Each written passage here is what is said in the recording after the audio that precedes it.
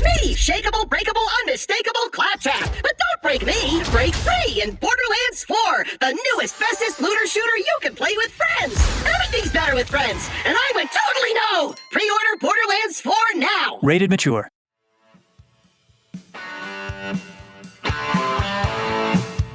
You're listening to Achtung Millwall, broadcasting from the beautiful South Birmingham. Accept no substitute. Hello, dear listeners. Welcome to Monday with Merv. Plus, to come, the voicemails. But first of all, it's my compadre, co-host, Merv Payne. How you doing, Merv? I'm very good, Nick. Yeah, very good. After a very satisfying weekend. It was, wasn't it? Yeah.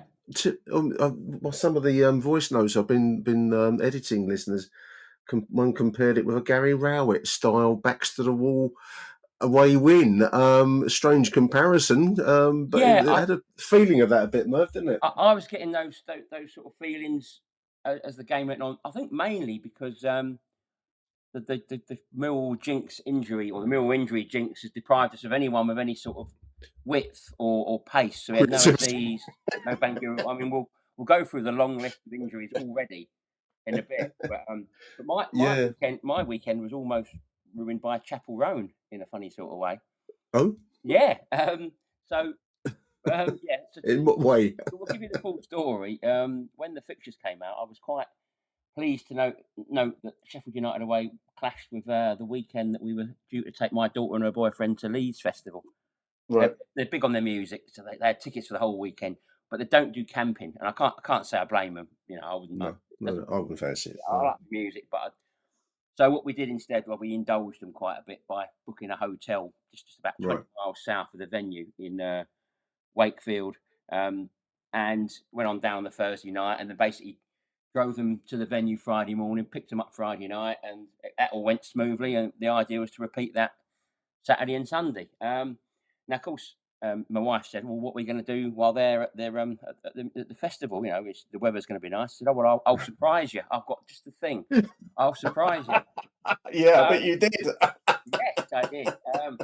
And I couldn't. I'm not very good at keeping secrets. So, but the time as we were getting ready to go, because she said, "Oh, the kids don't want to go as early on today because the bands they want aren't on a bit later." I said, "Well, we're going to have to go. We have to drop them no later than 1. She said, "Why?" I said, "What is this surprise?" So I got to show her the ticket. And you know that when someone is so surprised and so delighted at some news you give them, that they don't show the expression, and they're just so utterly speechless. It was just like that. So, smitten is the word, Merv. Yeah, I mean, she was so excited. She was literally speechless with excitement. So we're in the car. I had it all planned. Obviously, the traffic's busy. Yeah, the traffic's going to be busy. But I thought, as long as we drop them no later than 1, it's about an hour and 15 minutes down to Sheffield. I had parking already booked. About a 15-minute walk to the ground. I thought, getting would be perfect. So we get on the motorway and we're going. It's going okay. Then the traffic started to build up, and the old Google directions. The arrival time's gone 12:50, 1 o'clock, 1:10. Then we grind to a complete halt, and it says Leeds Festival drop off, 5 miles brackets 35 minutes. And I thought, oh my word, yeah. So by now I'm the worst person in traffic jams, because I have this thing where I hate the thought of I'm sitting at a very large, heavy, expensive to run object that's designed to take you somewhere nice and quick, and we aren't going anywhere, and it really pisses me off. So whenever if I'm in the car with my wife and my daughter and they see a traffic jam, they go, "Oh God," and like stick their fingers in their ears. But now I'm full on Basil 40 now, because I'm thinking, "There's no way I'm going to make this." Anyway, it transpires the reason it was so much worse on Saturday than Friday was because of bloody Chapel Roan. And my daughter, she's not into. My daughter's into.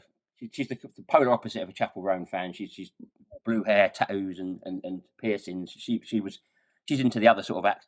But she said that the attendance was like doubled because of Chapel Roan. And she said you can see the Chapel Roan fans, and she described it brilliantly. She said basically drooling zombies wandering around in cowboy hats. She said basically the attendance of this thing was doubled, and so it was chaos getting there.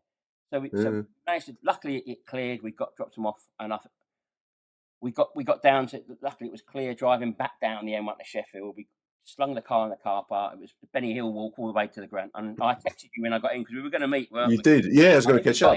I think we got in we were on the concourse at 3 minutes to 3, so we just about made it. And Made kick-off. yes, just Wow. made kick-off, and I'm bloody Wow. glad we did, because it was good. Yeah, I mean, it wasn't a virtuoso performance, but we were the away team.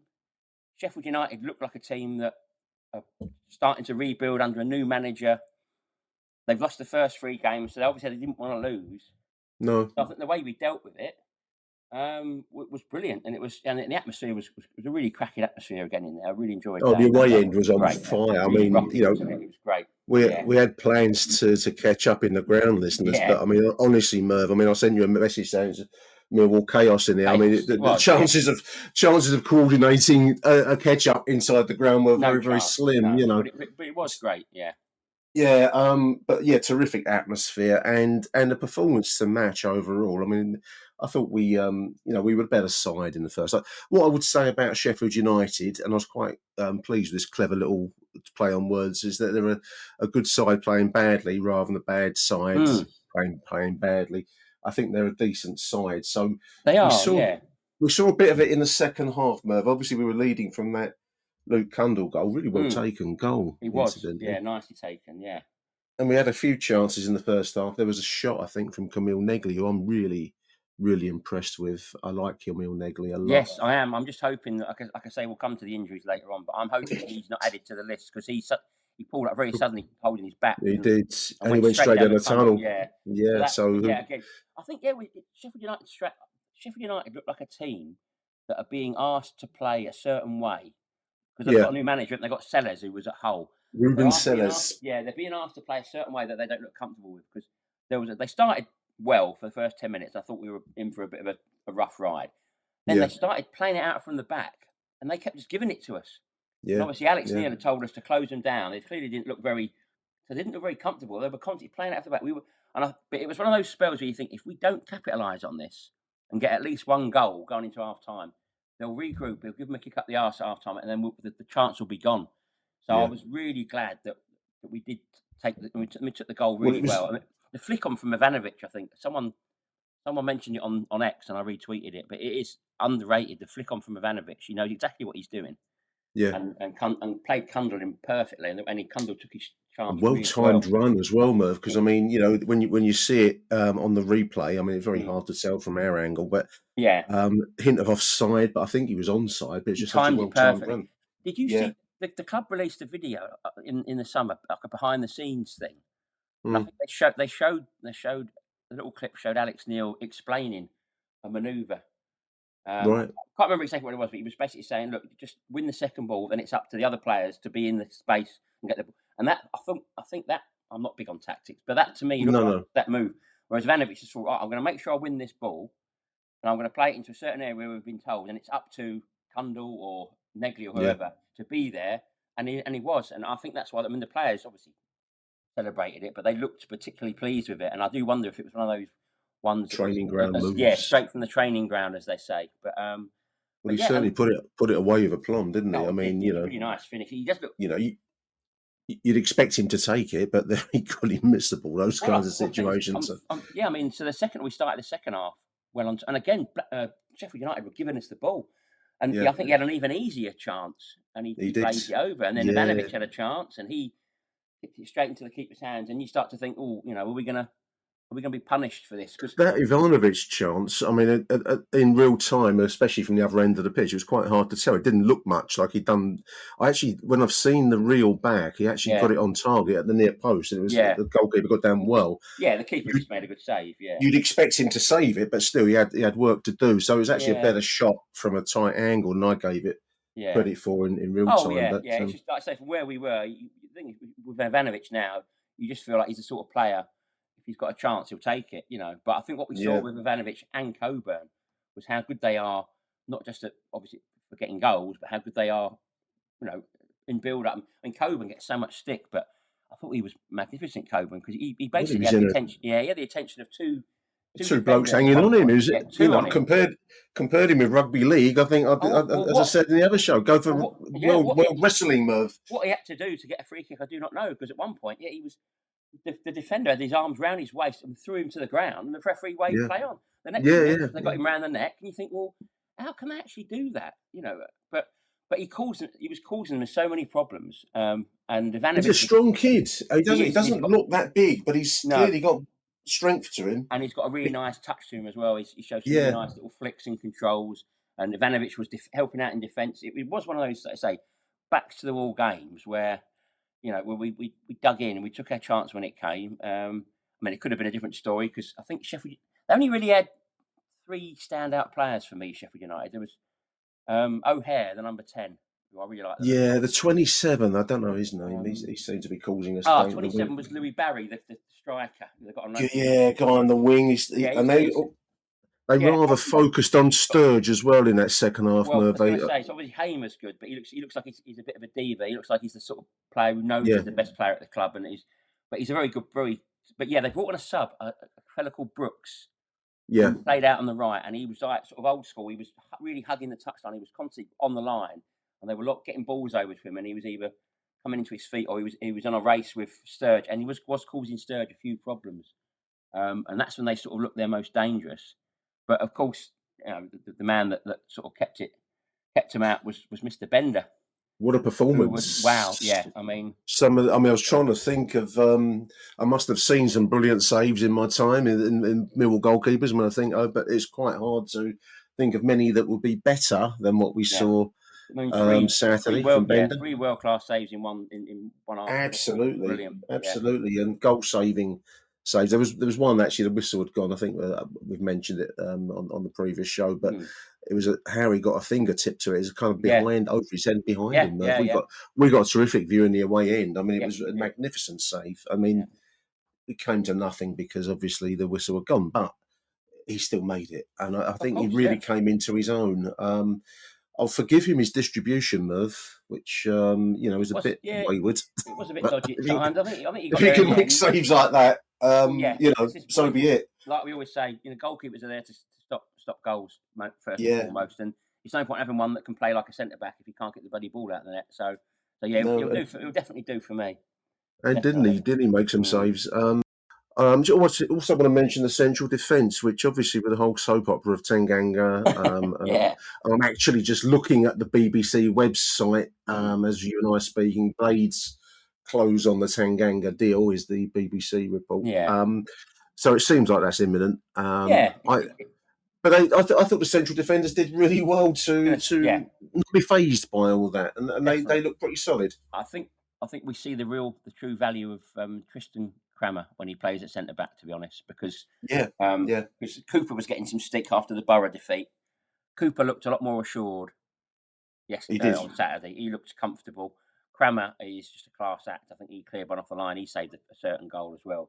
He's just so calm, Crammer. That's what he needs. It needs a calm head.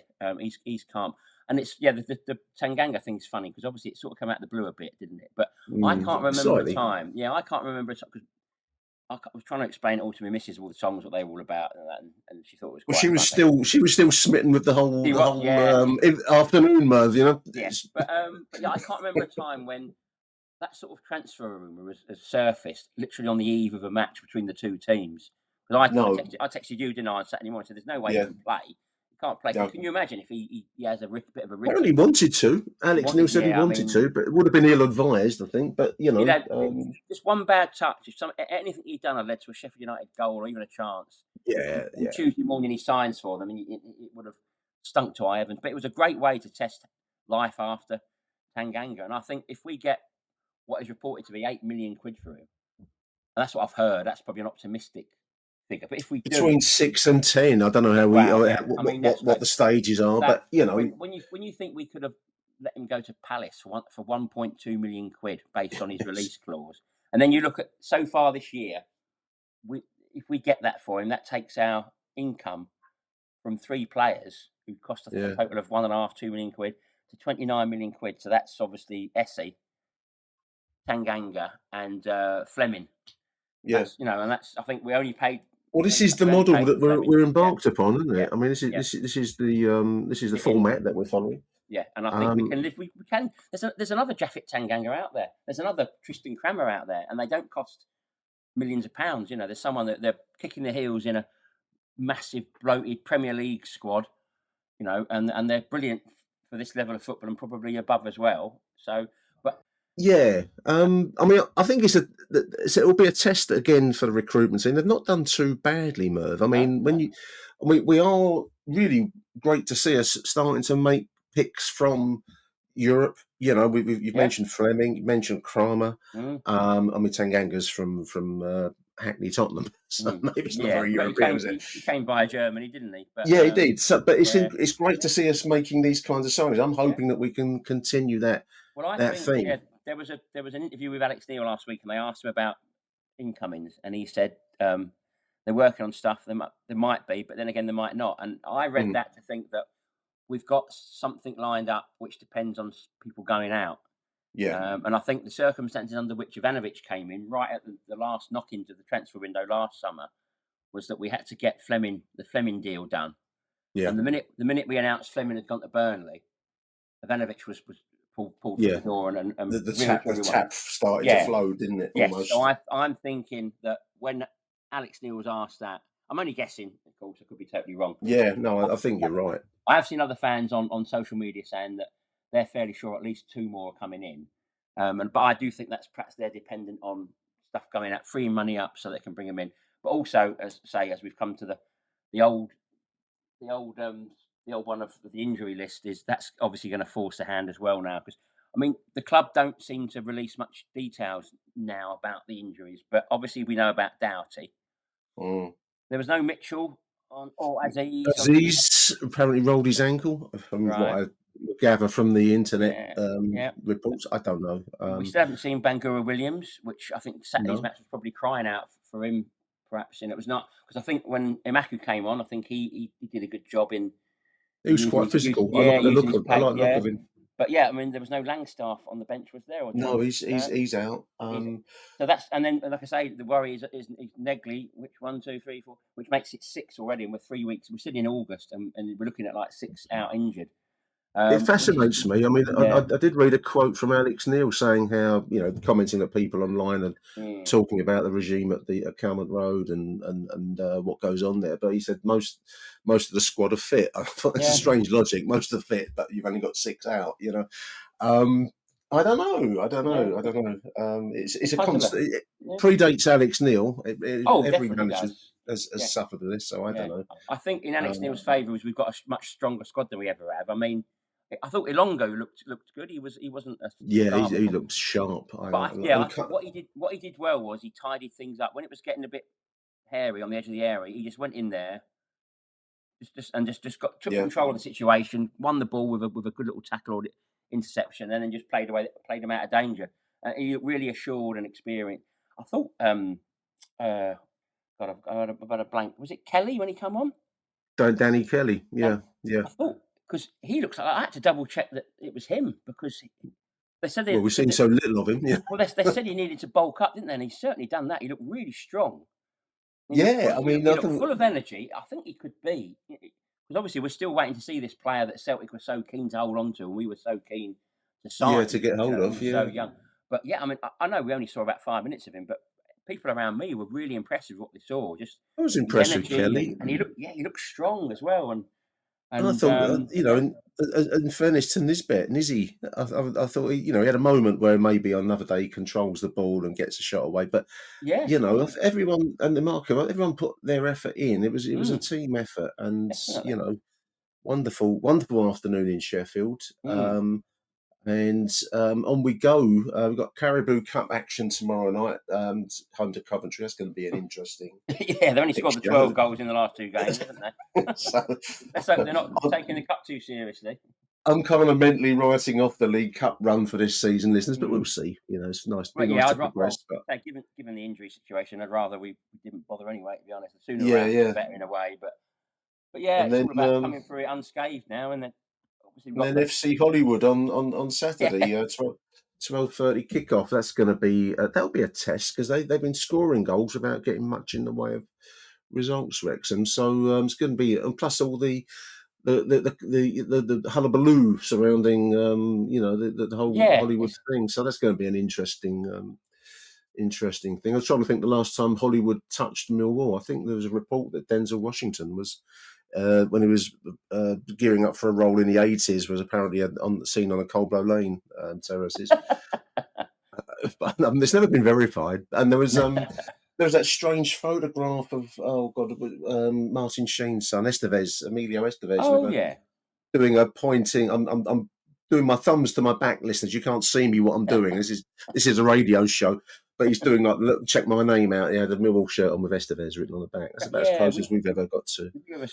We do hold a strange fascination in some parts of the celebrity world, don't Hollywood. we? Yeah. Weird, I don't know if we can claim Gary Oldman. Apparently he's a Manchester United fan, but he's a local boy, so I don't know. But there we are.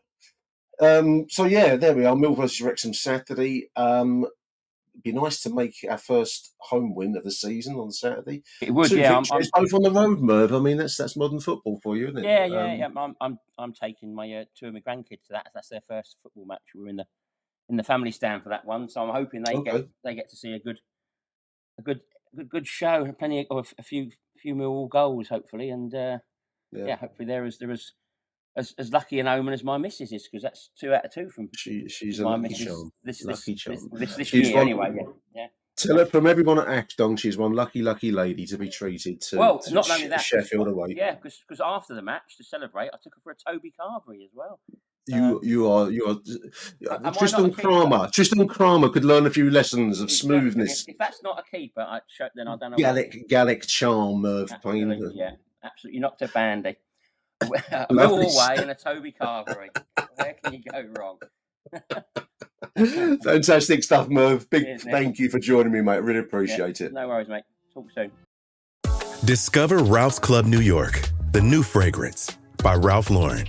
With blackcurrant, vanilla, and sandalwood, this scent embodies the sensuality and confidence of Usher.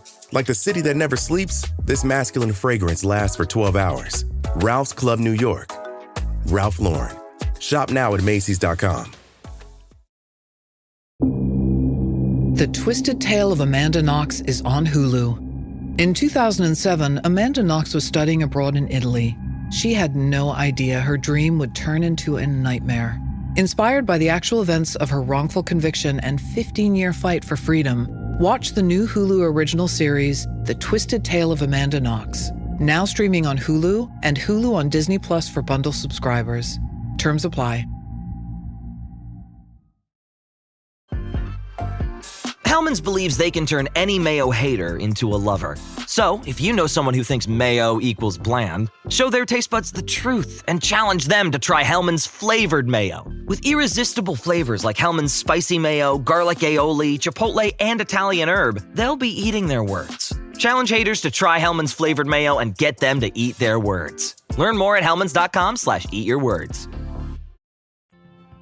I want to give a shout out to our friends John Kelly and Will Scott over at News at Den. Many of you will know that News at Den is the go-to site for everything Millwall. It's part of the Southwark News, the only newspaper with a dedicated Millwall reporter who follows the Lions all over the country. What you may not know is that Southwark News is an independent small business with no investors, no big media company, nor multi-millionaire owners. It's a rare breed, a local paper for local people.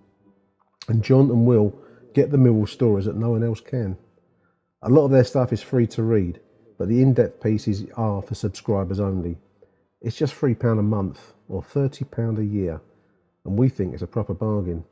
By paying, you're supporting local journalism done the right way. You can sign up by visiting southwarknews.co.uk and clicking on the News at Den section. southwarknews.co.uk. Click on News at Den Plus. Huge thank you to Merv for joining me this Monday afternoon, dear listeners. Now we're going to switch over to the voicemails, quite a few to get through. I want to say a big thank you to everyone who's submitted voice notes for this show. As I say, it's going to be a packed edition, so I'm going to whip through them without any further comment from me. So I'm going to say goodbye to you at this point, and thank you for listening.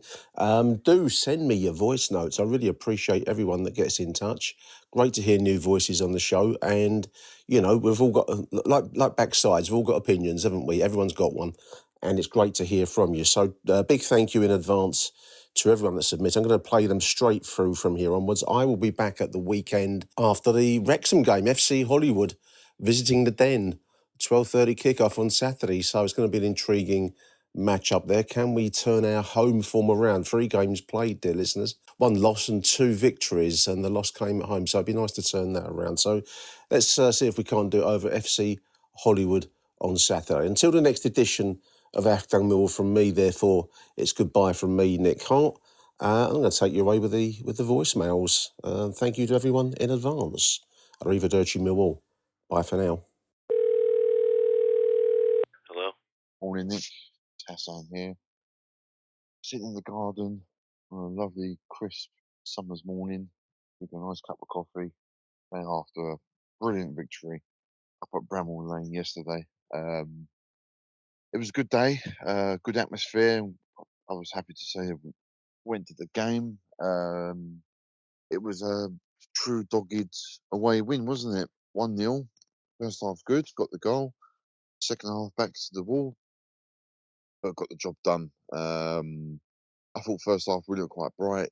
We, in the first half they were attacking our end first. We were attacking our end first, and all the ball was at our end. We troubled their goalkeeper occasionally. I think Cundall had a shot over the bar, Leonard had a shot over the bar, Negley came close, Coburn came close. I thought, first half we were very positive. It was funny.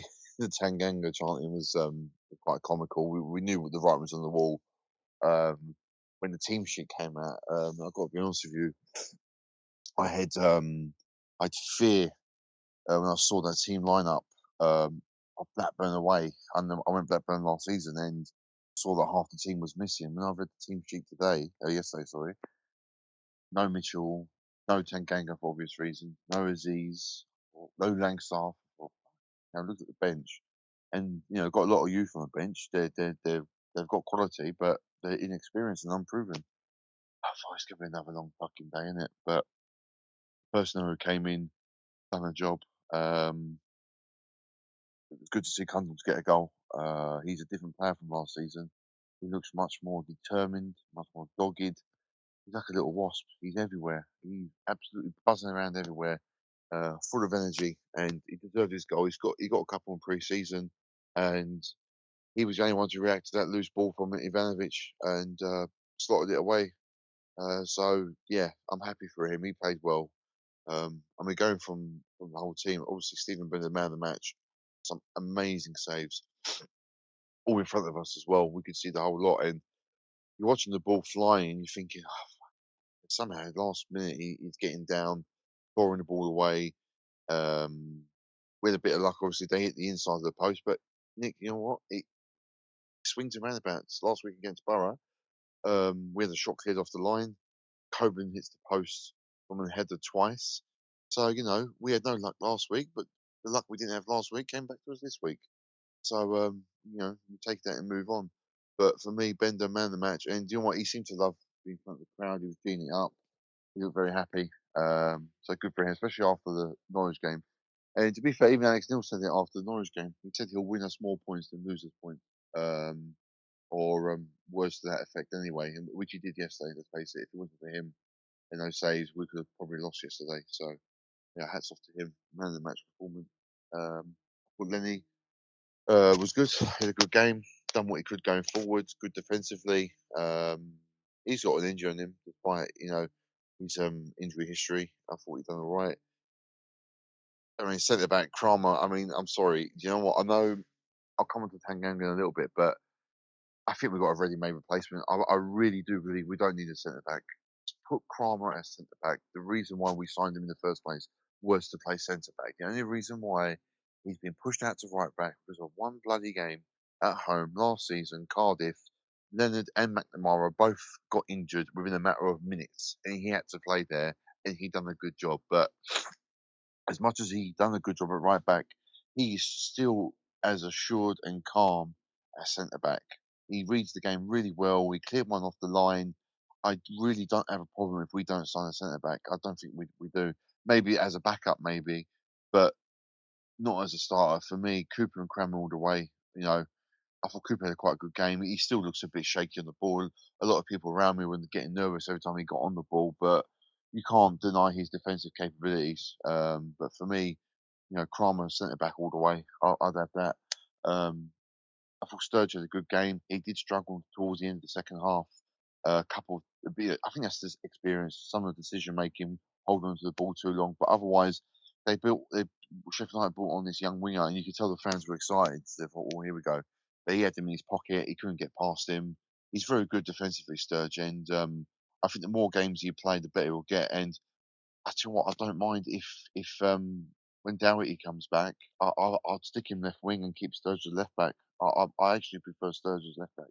I think he's more defensively solid, and he's okay going forward. Whereas Doherty's good going forward, but he can't defend. So that's something to look at really going forward, especially with our injury record. I thought Negley did well, tricky at times, trying to get involved as much as he could. Thought he did all right. Dinor back to his best. Luongo, I'll tell you what, I'll take my hat off to him. He reads the game like a book, Nick. Unbelievable performance, especially that first half.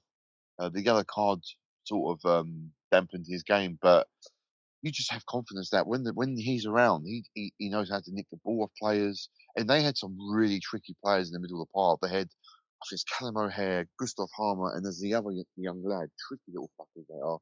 But he had them in his pocket, and I thought he was really effective. I was really impressed with Luongo. Yeah, he had a very good game. Spoke about Kundal, Mahalo and Coburn. Yeah, they had a better game today without too much joy in front of goal. Mahalo had a good chance in, I think, right at the start of the second half.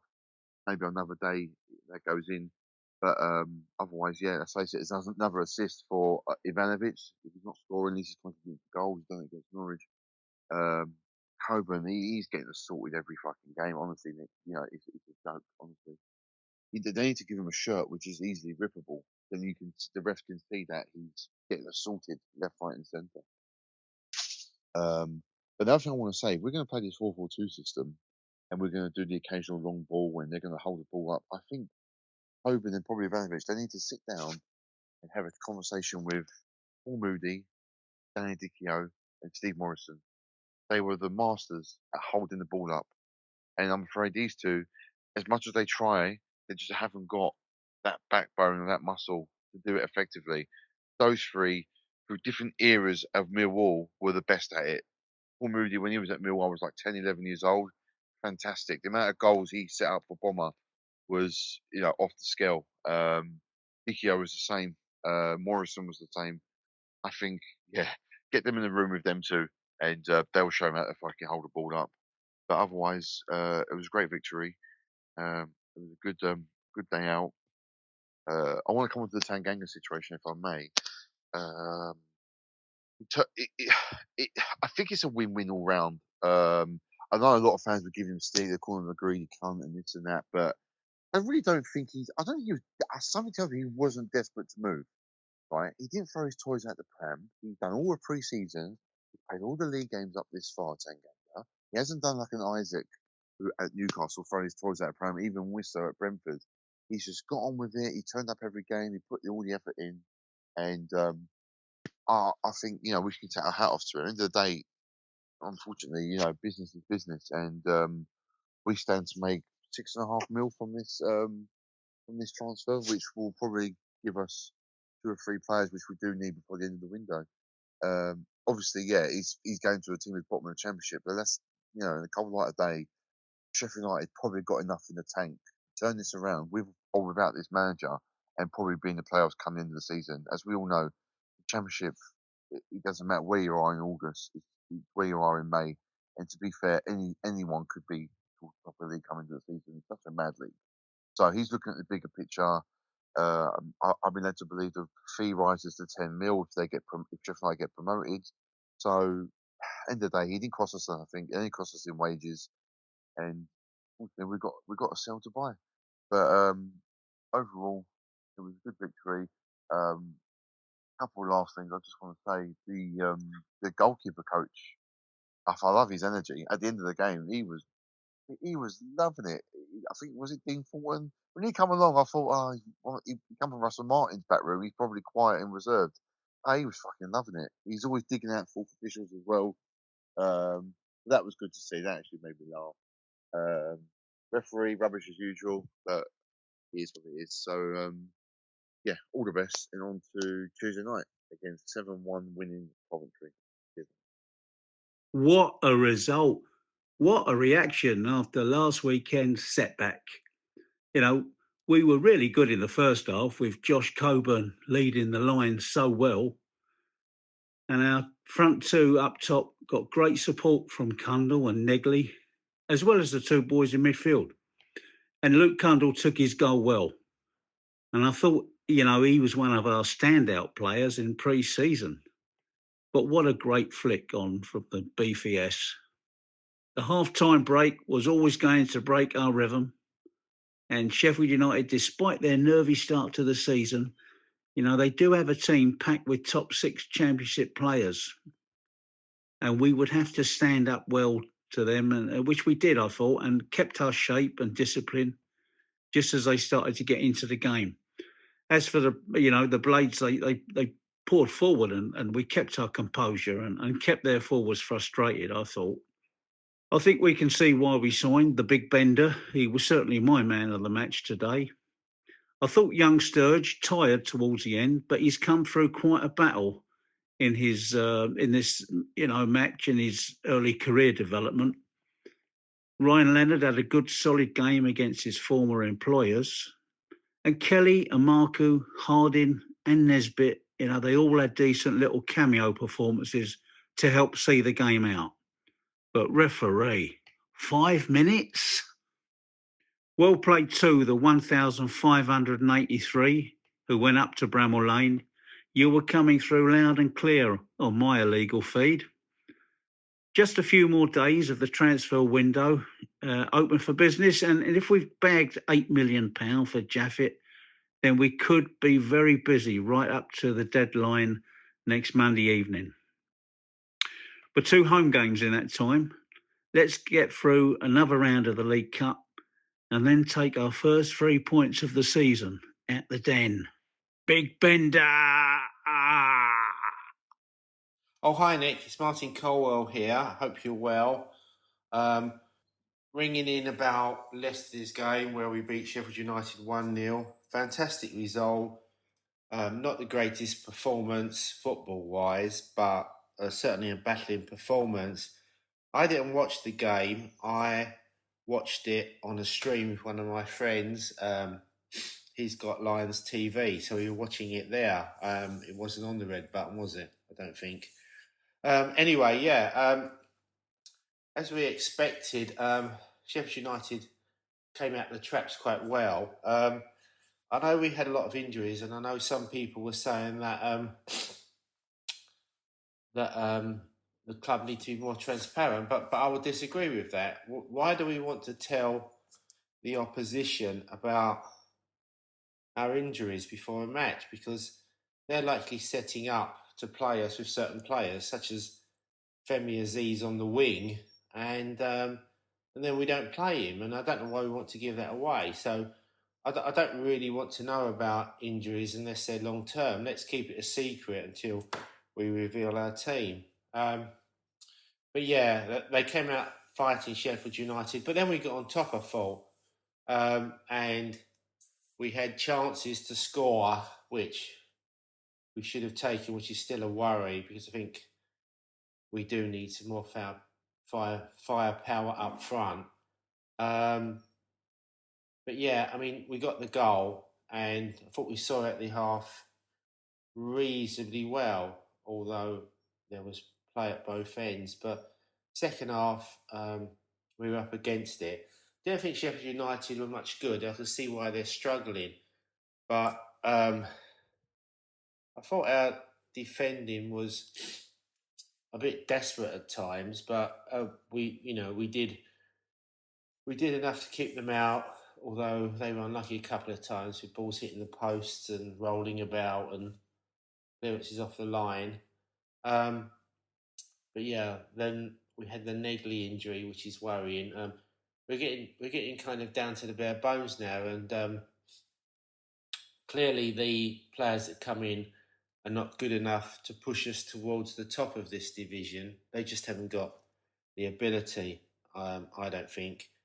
And so I think we still need 4 players. I think we need a right back, a centre back, Tanganga's obviously going, so we need ideally with a left foot.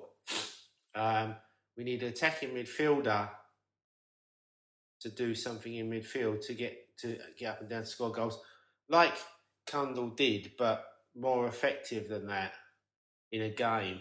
We also need a centre forward because the two guys up front, as I said last time, they're too weak physically. They both got promise, but they're too weak physically.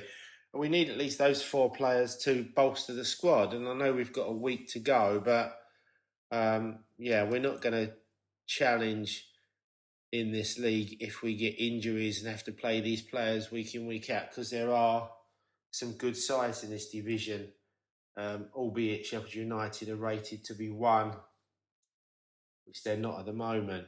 Man of the match for me was an obvious choice, was the goalkeeper Bender. Pulled off some fantastic saves. And I thought Kramer had a good game at centre half. It's his natural position, and I think he needs to play there. So we do need that right back to come in to be more attacking, because I think Lenny and Danny McNamara are not good enough to go up and down and attack really now. But yeah, we move on. The Coventry game in the week, well, it looks like we'll be playing under 21s in that with the injury, won't it? And that although they freshed QPR, they'll probably put a few changes, but I don't think that game matters. Let that game go. Let's rest everyone we can, and then come back next Saturday to play Wrexham. Wrexham, although they're not winning, they're scoring goals, getting in winning positions. It's coming back. They've got a lot of good players, and they're going to attack and they're going to score goals. And that's my worry against Wrexham, that they are goal scorers and we won't be able to keep up with them. But we'll see. We'll worry about that when it comes, I guess. But hopefully we can bring some new players in this week, make some signings, and add them into the squad. That did show a lot of spirit at Sheffield United. You can't doubt them on spirit. But until then, Nick, thanks for letting me ring in, and bye for now. Nick, Aussie Dave's here after that workmanlike performance against Sheffield United. I'm only going to talk a little bit about the game and then a few things linked to it. The game itself, classic game of 2 halves. We're in the first half, should have got a couple of goals at least. And then in the second half, backs to the wall, almost Gary Rowett-like. And Lady Luck for once went the other way. Last week, we had a shot saved on the line and we hit the post. This week, our opponents did the same.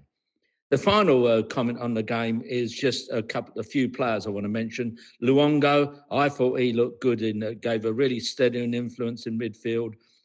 Second half faded out a bit. Maybe the yellow card, something had to do that. Kramer, really, him and Cooper in the centre, I thought they looked solid. Didn't really miss Tanganga. Lenny at right back, I'd be happy if he was there. People are saying we may need another right back, but he was solid and went forward quite a bit. And finally, how could I not mention Bender? Man of the match, 3 unbelievable saves. When's the last time a goalkeeper did that number of great saves in one game? Moving on beyond the game, the first thing is obviously Tanganga. Interestingly, in the post-match interview, Alex Neil said that he dropped Tanganga. Tanganga wanted to play, so he's still a Millwall player. So all this about we're getting 8-10 million and he's gone, we don't know yet. You never know. He may be still with us. The second point, which was so glaring after today, we are so short of players, probably 4, 5, 6 players.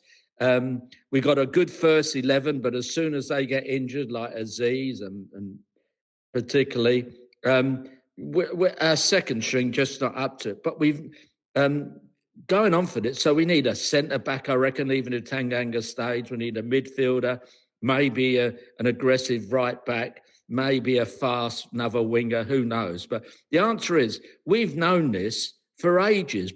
Other teams are getting transferred players in and right, left and centre. But we've known, we've needed these extra players, and yesterday made it glaringly obvious. So what the heck are they doing, really? So I think last week and this week, I think it shows that my expectations and maybe quite a few supporters' expectations were a bit too high with the present squad. Oh, well, there's always next week. Come on, you Lions. Achtung, Millwall. To you, my darling. No, to you. The Roses were living the dream. More champagne for me, please. Until it all came crashing down. He got fired. Fired? From the director of Meet the Parents. You're a failure. Women don't like that. If you need a shoulder or an inner thigh to lean on. This Friday.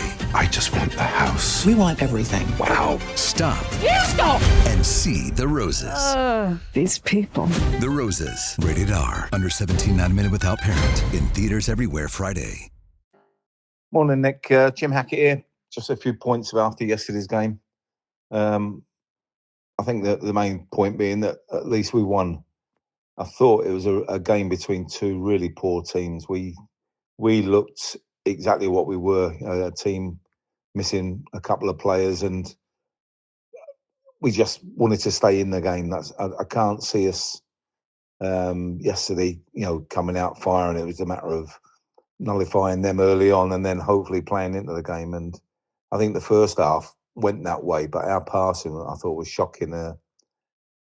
Again, I watched it on the telly, so I wasn't there. But apart from Luongo, I think everybody else really struggled when they got on the ball and had any space and tried to pass the ball. It's like it either didn't get there or got cut out. But there were a couple of nice moves, but it was more because I think Sheffield United were so bereft of confidence that it made us look slightly better. But, we got to half time. I think the goal was deserved. And as much as he gets a slating for the way he is, I think Kundal deserved the goal because he never stops working. I think some of his quality is pretty lacking, but he looks like he's got a bit more strength in him. And, he took the goal really well. And I'd like I say, happy for him because I think it spurred him on slightly after that, and it gave him plenty of energy to keep going. And I know he ran out of steam towards the end, but I thought he did okay. Second half, I think it was more important that we did keep possession, and I'll give Coburn his due. I thought he worked his knackers off, and he looked a much better centre forward than he has done for a while, where he was like battling away with their guy. And although they were both looking for fouls all the time, I thought Coburn come out on top of that little battle. And, as the game went on, he was becoming more and more important to us just to take the pressure away, because our ability to keep possession is a real problem for us. And I don't see, where we're going to get better at that unless we sort of put an extra man in midfield, which will then dilute our striking options. But, that's Alex Neil's issue, isn't it? But I think keeping possession is always our problem. And then second half, I thought Bender, what excellent saves. I mean, he put his saves in there. He put the two that got cleared off the line. And I thought, we deserved it, if not for nothing else, and just we dug in and did what we could to stay in the game. And ultimately we got the win. Substitutions, I thought, he seems to leave it very late, and it is his prerogative because he's the manager. But you could see some of our players were running on empty before he made those changes, and ultimately we didn't have a very strong bench to bring players on. I know Imaku come on, and when he did get the ball in space and he could run at them, the only way to stop him was to foul him. And it's good for him that he didn't sort of lose that confidence and he just kept wanting to do that. But ultimately, our bench wasn't very strong yesterday. Kelly got on, which I was glad to see, because I think he could be with a bit of confidence, he could be a player that can make a difference to us if we can get him firing and playing as well as we're hoping he can do, because that's what we got him in for. But you can just see our squad strength and the quality of it is pretty dire when you take a couple of players out through injury or whatever, they weren't available to play. Let's hope they've got some irons in the fire to get some players in this week, and not just players to make the squad up, but hopefully players to either get in the first team or be pushing the first team, so that we've got a squad when we do go to these sort of games where we take a couple of injuries, we can still field good players in there. As I said before, Bender, he was good. I think he's cleared up a lot of questions about whether he should be or shouldn't be the number one keeper. I thought yesterday he really kept us in the game, and there was no question, to say that he was top drawer, and obviously everybody's man of the match, I think, just for the saves he pulled off. I thought Sturge, again, everybody sort of great. We got him. He came in, I think, to be backup to Joe Bryan. Whatever happened to Joe Bryan, he might be the backup, but when he's got to play a full game, I thought yesterday he was okay in the first half, but he looks like he's got a mistake in him to me, because some of his passing going backwards, he was causing us problems, and I think he just has a little bit of, I don't know, and it's not laziness, because he's certainly not a lazy player, just maybe a bit casual, and there's a couple of times, definitely in the second half, where his casualness, wanting to take the extra touch, actually got caught out and caused us problems. But I think the bigger issue for me with him was when they brought their substitute on the right-hand side and Sturge to get involved in 1v1 defending. I thought he got found out a bit, and that's a worry. I think Alex Neil at one point was telling him to get tight to the guy, so he was actually meeting him as he met the ball, and Sturge, for whatever reason, didn't seem to have the confidence to want to do that, and that allowed the players to face him up, and that's where he looked very iffy to me. But again, hopefully they can work on that. He's still a young lad and he can get better. But if Joe Bryan's not going to be there and Doughty's not going to be there, then we've got to rely on Sturge, and maybe the more games he gets, the better he'll get. But for me, it was an accident waiting to happen. But the rest of the back four, I thought, played quite well. Kramer and Cooper didn't look out of place, and to be fair, they both had good games.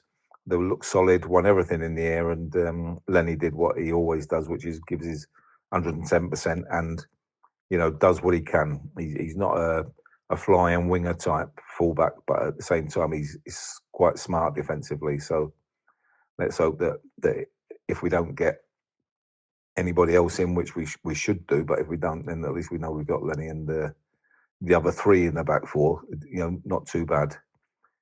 My biggest issue coming forward really is that as much as we can play those sort of games like yesterday in a way at Norwich, where we can get the wins through soaking up pressure and breaking and scoring goals, I think when we're at home, as we showed against Middlesbrough, if a team sets back off us and allows us to have the possession and come at them, we're not very good at all with that. And if we don't get an early goal, I think we give the game away to the opposition, because we start chasing a goal or chasing the ball, to get forward. And unfortunately, we tend to give a goal away at the back through a mistake or through lack of concentration. So I do get a bit bothered. And obviously next week we've got Wrexham, and, they're not having a fantastic start, but, they'll be dropping off and they'll be letting us have possession, and they'll be sort of harassing us to win the ball once it's in their half. But I just do have this sneaking suspicion that if we don't get an early goal, it could be another problem.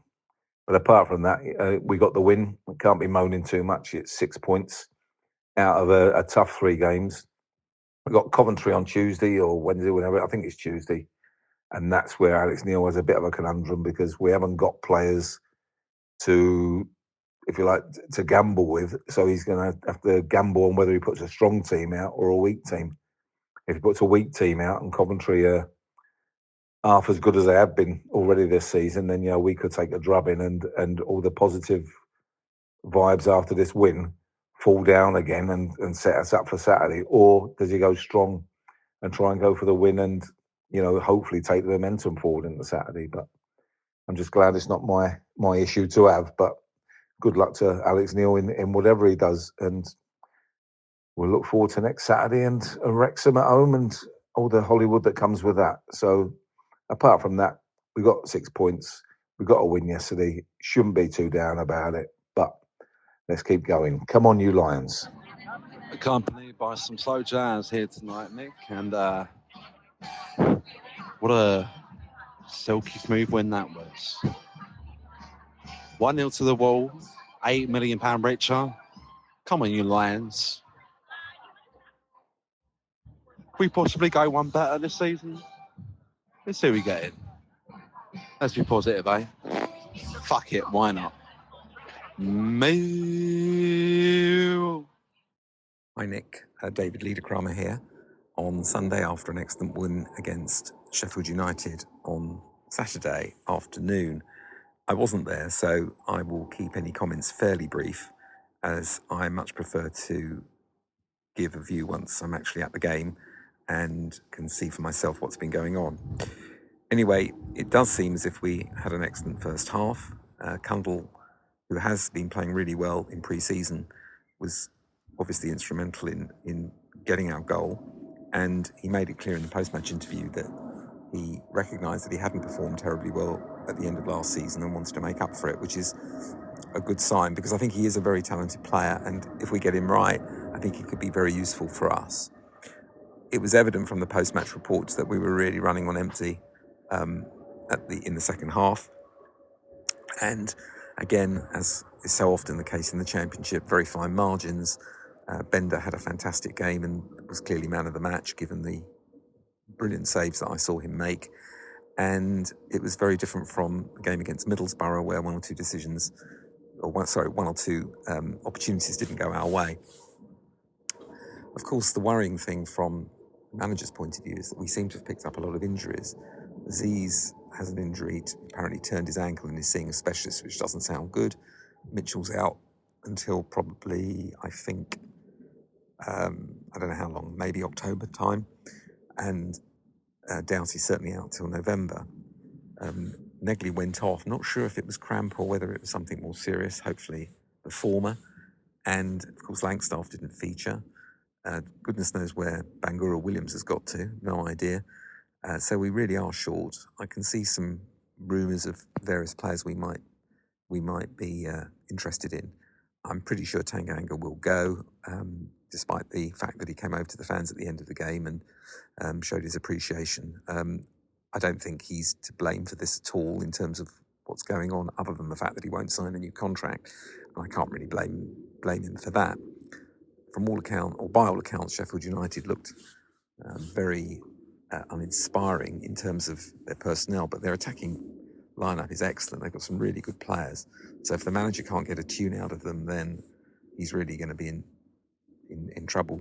But I think they'll get it right, particularly if they do get Tanganga to shore up the defence. But who cares about them? One small point, though, I noticed that we kicked towards our away fans, to our fans on the first half, and they had to kick towards their home end, obviously. I was wondering if that was a kind of reverse psychology thing in terms of the way we dealt with what the problem we had to deal with last week when we faced Middlesbrough, but I wasn't at the game, so I don't know who actually won the toss. Anyway, rather unusually for Millwall, it's 2 away wins and 1 home defeat, which is a bit unusual for us because normally our home form is pretty good. We're at home to WREXHAM on Saturday. I shall be there for that. Again, that will be a challenging game. They'll obviously sell out their end, so it should be a good atmosphere. And hopefully we'll have a few more bodies in the building so that we can actually... so Alex Neil's got a proper sort of squad to choose from. I know we've got Coventry City on Tuesday night, and that's going to be challenging given our injuries and their form, but I'm not that bothered about that, and I don't think most of us are. It was an encouraging display, and again, showing the best of Millwall, really. 1-0 win when we had a lot of injuries, and I think the team should be very proud of that. I also liked the fact that Alex Neil doesn't get overexcited at the end of games. He doesn't do all this fist pump nonsense, which I completely abhor and really don't like it. Comes over, claps the crowd, and lets the team take the plaudits when they've done well, and I think that's really, really good. Anyway, bank holiday weekend. Hopefully everybody will be enjoying it, and come on, you Lions. Morning, Nick. Just Adam Wicks here, leaving my thoughts after yesterday's excellent 1-0 win away at Sheffield United. Boyce has gone a little bit this morning, having been up there with a away in that was in very good form. Yeah, I mean, it was an excellent win. We're looking a bit threadbare, aren't we, again, all of a sudden, having looked like we have a reasonable amount of players. No Aziz, no Mitchell, no Doughty. Obviously Tanganga looking like he's moving on to a team that are bottom of the league, I think. Strange one for me, but Not exactly a step up looking at them. I don't think it must just be purely for financial reasons if it goes through. Yeah, and really can't fault any of the players yesterday. I thought they were all excellent. Probably man of the match for me, Bender in the end, made some sensational saves in the second half. I think there was one particularly where the whistle went, but he didn't know that, and he pulled a hell of a save out the top corner. But he made some fantastic saves, and his kicking was very good. He gave the back four a lot of confidence. Of what Kramer just did what Kramer does, slotted in when Tanganga came out and looked fantastic. Sturge, I thought, did very well at left back. He had one moment in the second half that nearly got us into trouble, but aside from that, he was very, very competent. I thought Luongo coming in from Mitchell, actually, Mitchell's done very well, but Luongo just give us that little bit of, I don't know, like niggly experience. I think that you sometimes need in games like that, and it's very welcome. I thought Kundal, he took the goal very well. He was the only player moving while everyone else was stood still. Tidy finish. Worked, run himself into the ground, same as everyone else. I thought we actually were probably a little bit unfortunate just to be ahead by the only one goal. I thought we sort of worked them over enough that maybe we could have nicked another one, especially in the second half. We had a couple of good opportunities. Kundal had one. I think he could have taken a touch. It's a bit difficult to see from the away end, but I think he had a little bit more time than he thought. And I think Ivanovic had one that he probably could have maybe done a wee bit better with. But yeah, aside from that, commendable effort. But, if someone had offered us 6 points out the first 3 games, looking at the fixtures, we would have absolutely bitten your hand off of that. So well done to all of them. I just hope, we need to get some bodies in now, don't we, looking at it? We're looking very thin. Bench looked very youthful yesterday. I think it was quite telling that Kelly came on before Nesbitt.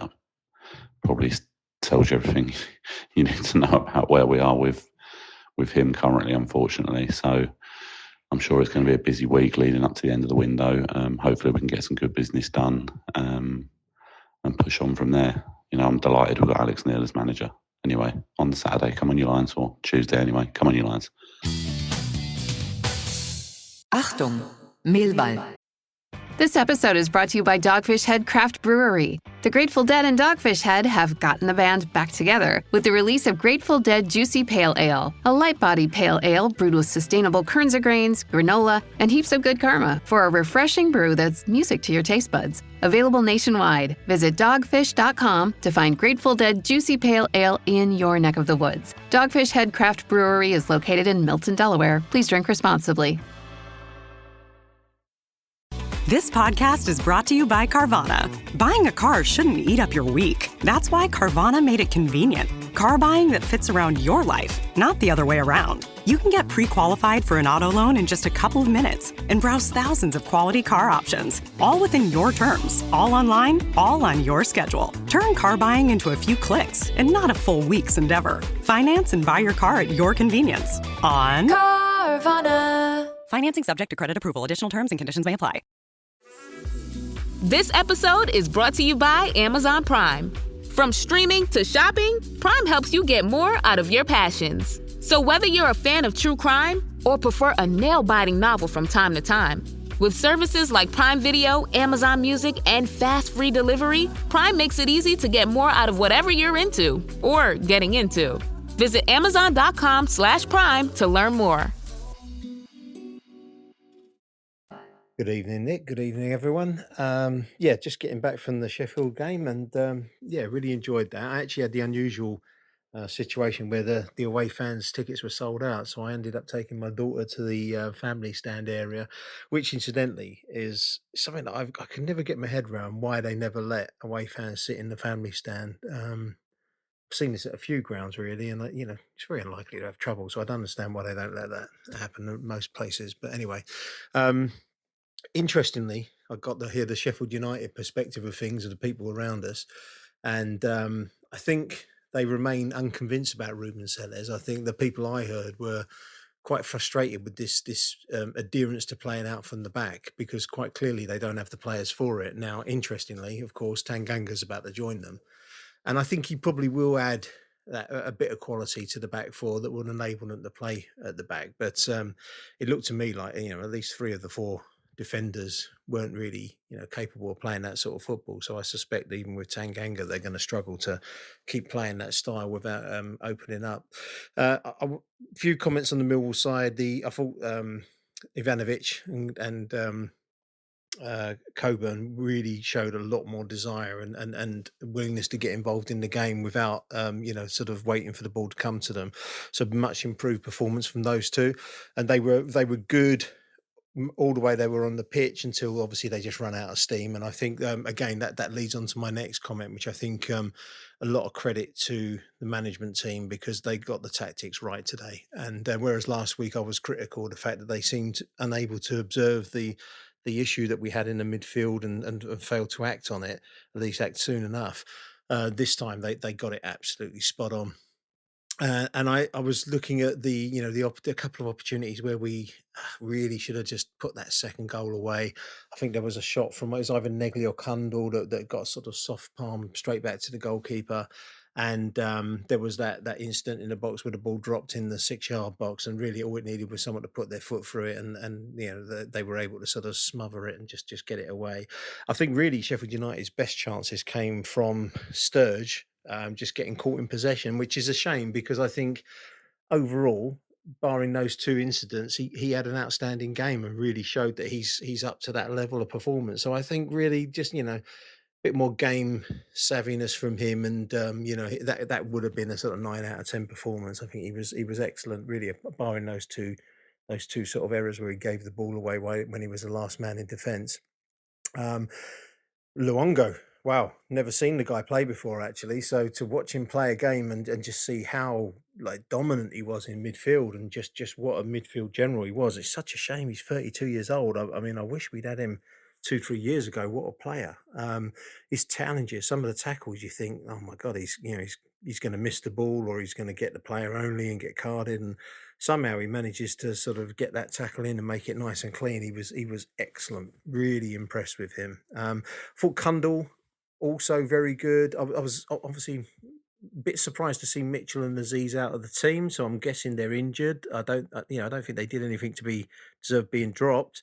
So I guess that'll come out in the wash. But I think Kundal, when he was playing on the left-hand side of the field, looked absolutely superb. Had a really good partnership with Sturge. I think Nagley and Leonard also played really well together, and was gutted to see Nagley go off with another hamstring injury. I really hope that's not a long-term one for him. And I felt when Kundal got switched across, there was like 10 minutes where him and Leonard just didn't seem to be in sync with each other. And I guess that's to be expected, because they probably don't play a lot together in those positions. And then the final positive, I've got to say, I think Dan Kelly, when he came on, again, first time I've seen Dan Kelly play in a first team match. And really, like, I mean, he looks like he's grown. He's really filled out. He was dominant. He was chasing the ball. He's quick as well. Really surprisingly quick. So, yeah, looking forward to seeing what Dan Kelly's got to offer. And interesting that he was stuck up front. I wonder if that's a position where Alex Neil sort of sees him maybe flourishing, and maybe he will. Kevin Nisbet, you know, in the period of time he was on, did well. He had that one opportunity where he's touched, it just got away from him, and otherwise he was in brilliant positioning. Received the ball from Kelly in the centre of goal with a defender at his back, and just dragged it a little bit too far behind him to sort of not get that shot away, which I think if he had done would have been a second goal. But yeah, didn't really see enough of him really to make a judgment, but it was a promising cameo. But really interesting to see how Dan Kelly turns out. I was very impressed with the short period of time he was on the pitch. Anyway, I'll cut it there. Great day out. Really enjoyed it with my daughter, and shame I couldn't celebrate with the Millwall fans, but it was funny sitting amongst the Oppo anyway. Come on, you Lions. Sorry, Nick. One final thought. Stephen Bender, excellent game. Really, really played well. Distribution seems to have been a little bit off at times, but I mean, some of those saves he was pulling off were outstanding. And even though there was one where he tipped it over the bar and the referee blew for a foul anyway, but I mean, he didn't know that. What an outstanding goalkeeping performance that was.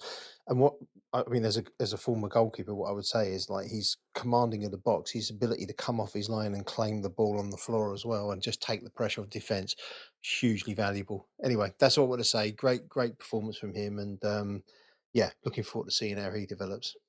Come on, you guys. Morning, Nick Hart, Rob Abbott here. First off, how good are Saturday evenings and Sunday mornings once the 3 points have been got? Yeah, absolute amazing. I had a great night last night and Robbie Williams concert in Dublin as well to top the day off. Anyhow, yesterday, wow, what a performance. Sensational. Alex Neil said 100% commitment, put the bodies on the line. Can't fault any single player that went onto that pitch yesterday. Personally thought it was a game of 2 halves. Well, not even 2 halves. First 60 minutes and the last 30 minutes. So first 60 minutes, I thought we were absolutely brilliant. We denied Sheffield United any opportunities. We denied them territory. We denied them possession. And then when we had the ball, we looked a very, very good outfit. Moving the ball, loads of little connections, loads of chances. And we deservedly were 1-0 up at the first half there with a nice goal by Kundal. Then I think the change happened. They took off Tom Cannon and brought on the right winger who looked very, very lively and gave Sheffield United a bit of momentum, pushed us back a little bit, and they come into the game. They were always going to come into a game. Obviously, very big club that haven't started the year well. There was going to be a time in that game where we were under pressure, and it was the last half an hour. But look, we held firm, and yeah, we come away with the 3 points. Can't fault anyone on that pitch. Let's just go through the team though. Give some special mentions. Obviously, Bender in goal made 2 absolute world-class saves. The other thing I liked about Bender though was he was controlling his box and coming, collecting, sliding, taking the ball, good communications. And obviously the defence were on the same wavelength as him, so he was superb. Ryan Leonard, well, last year a lot of our fan base said we had the best right back in the league in Ryan Leonard. And he was back to his best there. Starting the game, he was superb. Showed great leadership as well, in my opinion. Kramer, playing right centre back, his natural position, looked very assured. Jake Cooper got a lot of stick last week online and would probably hold his hand up and wouldn't have been happy with his performance last week. A couple of the goals could probably highlight, but yesterday he was absolutely brilliant. Zach Sturge, really, really good in the first half, offered an attacking threat as well. I think he clearly tired in the last 20 minutes, but we had no one to put on. So absolutely brilliant for him to keep going. He was getting a tough time that last 15, 20 minutes against the winger they brought on, but he stuck at it. He made a few mistakes, but it didn't faze him. He just kept going. Brilliant. Luke Kundal had a really good pre-season, so he would have been happy he got the start, he got the goal.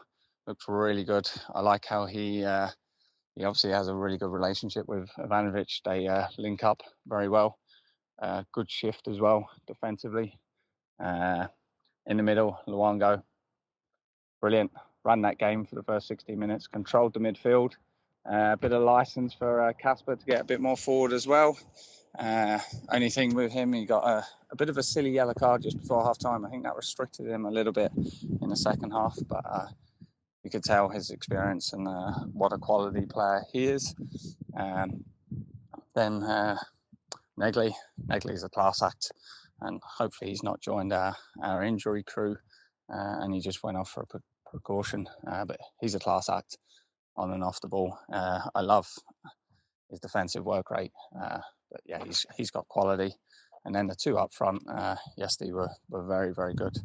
Coburn was getting pulled everywhere, but held the ball up a lot better than he did last week. And then the big Serb, look, this guy just needs a goal. He got the assist yesterday, but his all-round game I thought was brilliant, connecting, linking up, holding the ball up, and then defensively as well. He made 2 or 3 clearances, including one off the line. So he was sensational.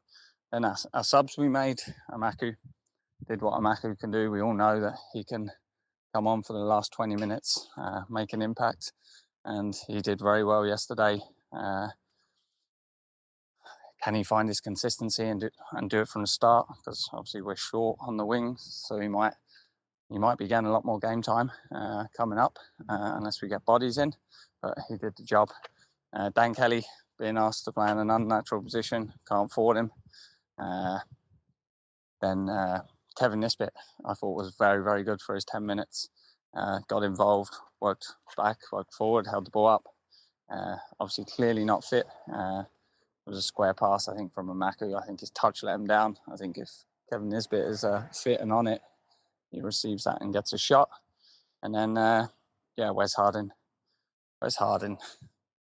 What a man. He hardly gets any game time. But whenever he comes on, you cannot fault a single thing he does. And he clearly loves it, because every time we get a victory or a result, he's one guy that's celebrating and geeing the crowd up. So, Mr. Wes Harding, you obviously are a big part of this team, albeit you get limited game time. And it's clearly a favourite amongst the players as well. So big credit to him. I'm sure a lot of people are going to touch on this. Tanganga, well, he's been a very good servant for us for a year and a half. I think he needed us and we needed him at the right time. We got him in for free, and we're going to make supposedly 10 million with add-ons if the add-ons happen. But I'm reading reports of 7 million. That's outstanding business by Millwall. And look, I wish him well if the deal does go through, because he's been brilliant for us. Player of the season last year. He's a Rolls-Royce defender. He's a Premier League defender, but look, from Millwall's point of view, not going to the Premier League and that 1.2 million release clause is brilliant for us. I just hope that we spend at least 3/4 of this money wisely this week. We clearly need more bodies in. Alex Neil alluded to that with the injuries. I think we need a right back, we need another centre back. And Alex Neil's always talked about another centre mid. And reading here in Ireland this morning, we're linked with Alan Brown, the Irish international, obviously very, very experienced Championship player in Preston, now at Sunderland. Would that be a good move? Yeah, it's someone Alex Neil trusts. So let's see if that deal goes through. And the other position I think we need someone now is we need another forward player. We need another winger, because Aziz is going to be out for a while by the sounds of it. We need some pace on the wing, whether that is a youngster, up and coming youngster, or whether we can get a more experienced winger in to do the job and help us and just get more bodies into the team and have a bigger squad, because it's a long old season. But anyhow, yes, 3 points on the up. Looking forward to Wrexham at home. But first, we've got Derby County midweek. I won't be over midweek for it. I have no idea what team we're going to put out for it against a free score in Coventry. I think I just said Derby, so apologies for that. But Coventry, free score in Coventry down Tuesday night. Not too sure what the crowd will be like. Not too sure what team will be there. But the main thing is, in my opinion, bodies in this week and Wrexham at home next Saturday. But take care, mate. Achtung, Millwall, Nico, Bobby T, live from Mallorca. Java Tatanga, you little money-grabbing trunts. There you go. That's what's going for Sheffield United, mate. Condal, 1-0, Mallorca live. Bobby T, Millwall, back-to-back. Sheffield United, Yorkshire Steel. I'm happy. See you at Wrexham. Bobby T, happy live. Bye for now. Thanks for listening to this edition of Achtung Millwall. If you're tuning in via Spotify or YouTube, please feel free to comment, like or subscribe as you see fit. God bless. Until the next show then, it's bye for now.